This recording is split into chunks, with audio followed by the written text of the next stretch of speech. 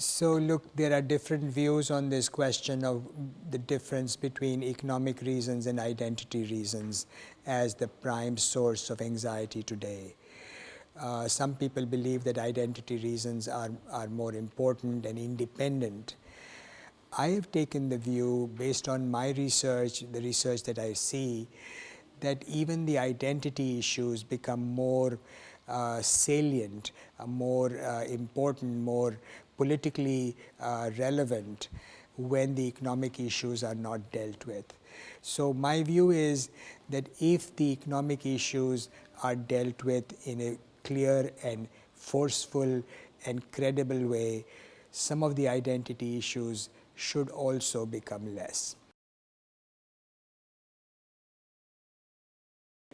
Italy is the Eurozone's fault line because Italy is very large, Italian public debt is very high, Italian banking assets to GDP ratio is very high. But the key reason Italy remains fragile economically is that it has a very low growth rate. And when a country has very low growth rate, its ability to service its debts becomes hard, which makes the pressure, financial pressure on both the government debt and the banks very high. As a consequence, if there is a crisis, the Italian system becomes particularly vulnerable, and therefore Italy remains the fault line in the sense that the system is always at risk, more so than other countries, of creating financial tremors that go from the fault line to other parts of Europe, because the financial connections from the government debt and the banking system are large. So an earthquake in Italy could have broader implications beyond Italy into the Eurozone and even into the world economy.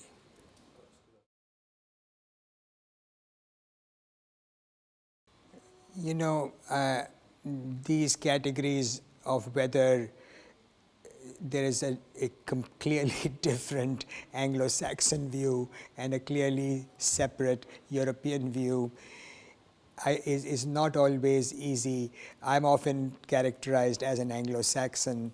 My view is that there were certain principles of early debt restructuring of the Greek debt and early and less austerity, that the combination would have made the Greek problem less severe than it actually was. Now, was there a consistent Anglo-Saxon position which said less debt restructuring and, more debt restructuring and less austerity? There probably was, more so, but even in the Anglo-Saxon world, there was some divisions. But to the extent that there is a difference, yes, it is true that the Anglo-Saxon commentators more clearly saw the risks of the program that was implemented in Greece.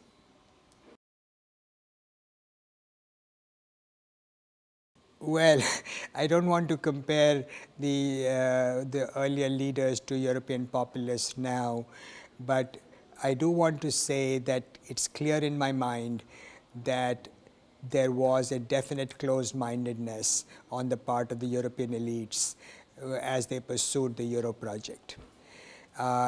I use the phrase groupthink. The phrase groupthink means that once people began to agree on a certain ideology, they never questioned it, and they rejected any criticism, and they sought evidence which was flimsy to justify their project. And so, yes, there was certainly a groupthink which was legitimized by Chancellor Helmut Kohl and became embedded in the European discourse.